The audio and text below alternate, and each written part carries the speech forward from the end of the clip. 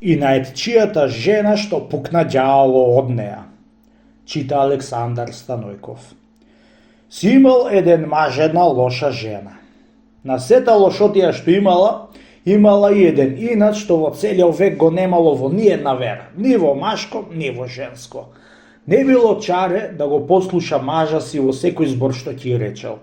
Ако е речел, направи ручек жено, за инат не правам, ќе му речела, што ќе ми правиш? Ако е речел да не прави, ќе направила. Ако е посакал да се промени, таа не му давала.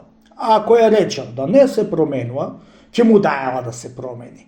Ако е речел да постели да легни да спијат, таа не постилала, ниту па легнувала.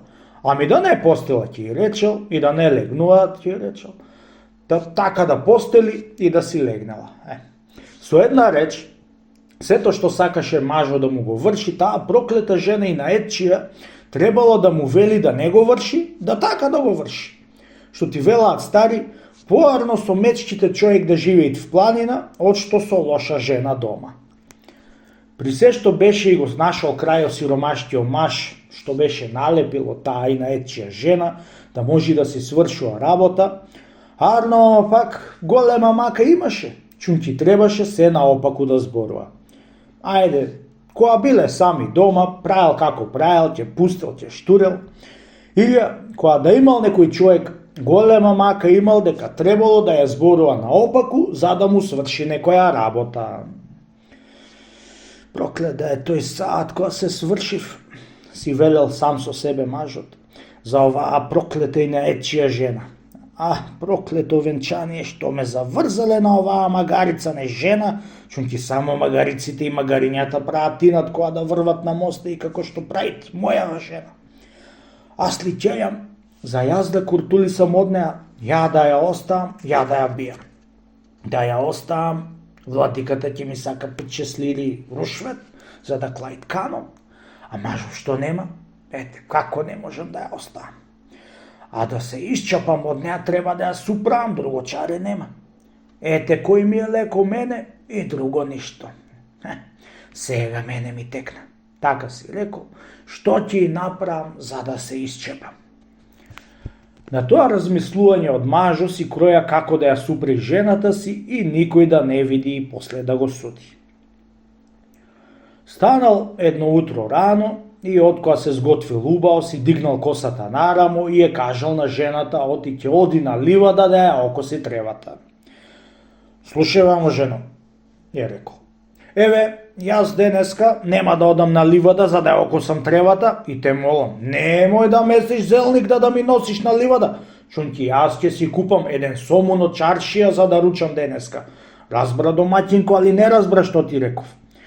Вака ќе направиме денеска. Да, ако сакаш, меси еден зелник барем за вечер, да вечерам арно, чунки ќе бидам уморен од работа. Како море мажу, како да не месам зелник и да не идам на ливада? И тоа го веруваш што јас тебе да те послушам? Му рекла. Зер некојаш сум те послушала да и сега да те послушам? Не, нема да те послушам и друго чаре не бидува. За инат ќе месам зелник и ќе дојдам на ливада. И јас тоа сакам, си рекол сам со себе. Да месиш зелник и да дојдиш на ливада, да ќе си го видиш убавото. На тоа згора си отишол на ливада и почнал да коси. Не помина 2 сата, направила жената зелник и му го однесла на ливада за инато негов. Едно ја догледал мажото далеко ти иде жена му со зелнико и брго си го слекол кувчето од снагата и го врлил на дустината од пустиот бунар што бил во ливадата. Дојдоајќи жената во ливадата, ја рекол мажот, видиш жено како ја окосив ливада? Не си ја окосил, море мажу, не. Си ја остригол, му рекла. Зар ти мене сакаш да ме слепиш и ќе ми велиш ја окосив? Мори жено, мори и наетчио, ја рекол. Како сум те слепела и сум те лагало, ти не била косена ливадава, била стрижена? Ќе не сакаш да ме лажиш, мори никаквице, јас со косата в раце сум и ја косам, пак ти ми велиш оти стрижена била. Стрижена е, море мажу, и друго ништо, му рекла. Реков и не одречувам, стрижена е реков и пак велам стрижена е, да видам што ќе ми правиш. Мори оти си толку и наетчија да види Госпо, пред очи гледаш од ја косам ливадава и ми велиш од ја стрижам, застрами се малку никакви цедна, за инаци се родила на темата на тема. Како не се застрамуваш да се застрамиш?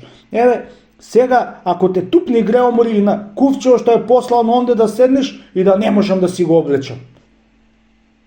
Еве, лели ми велиш, оти да не седам? Му рекла. Ќе седнам за инато твој, да видам, што ќе ми чиниш? Уште недоречени тие збори од инаечијата жена, отрчала кај бунаро, та седнала на кувчето и лумбрдо спаднала во бунаро. Арно ама, лели се рекло од стари, оти црвена аспра негини, при се што паднала во длабокиот бунар, се начекала на раце од ѓаоло и ичне се убило. Чунки, во тој бунар живеал еден ѓаол. Ха, си рекол ѓаоло сам со себе, еве ми жена, аз ли сум сам? Еве ти жена, му рекла, жел ќе да те опојат која ти ќе ми имаш мене жена.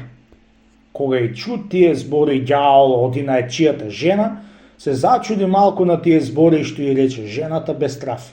Чекај, си рекол со себе си ѓаолот. Ќе видиш кому ќе никнат желки околу врато, али мене, али тебе. Во бунаро имало една врата отворена и тргнала жената, влегла во вратата и се нашла во едни убај сареи. Влегол и ѓаолот по неа и ја почестил да ја нароча, чунки времето било тама мручек. Еве не рочам, де што ќе ми чиниш? Му рекла. Еве не рочам, па де. Шо Ана, си рекол сумо ѓаоло. Каква жена ќе биде оваа? Дали некоја ула, дали некоја никаквица?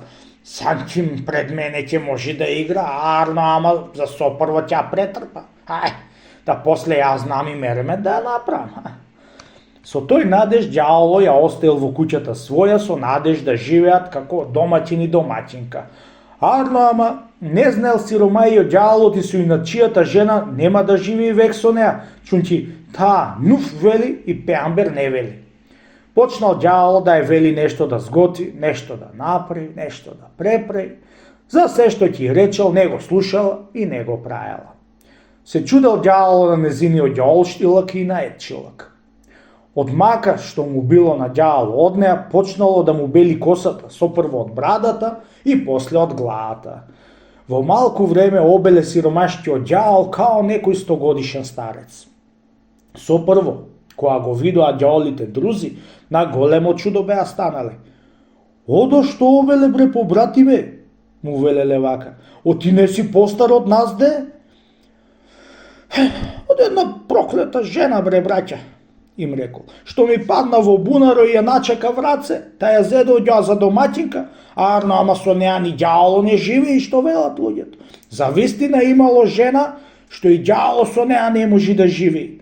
Право имале тие што велеле за некои луѓе, од ни ѓаоло не може со нив да живее, као со мојава жена што ја добив сега. Колку за тоа, право ти е, пријателе, Господа ти е напомош, му рекол. Кога и чул тие збори ѓаоло, мака му падна и си отиде домата, пукна и така се куртулиса од инаетчијата жена. Ако не пукнеше тој ѓаол од инаетчијата жена, сега ќе си имавме еден забелен ѓаол.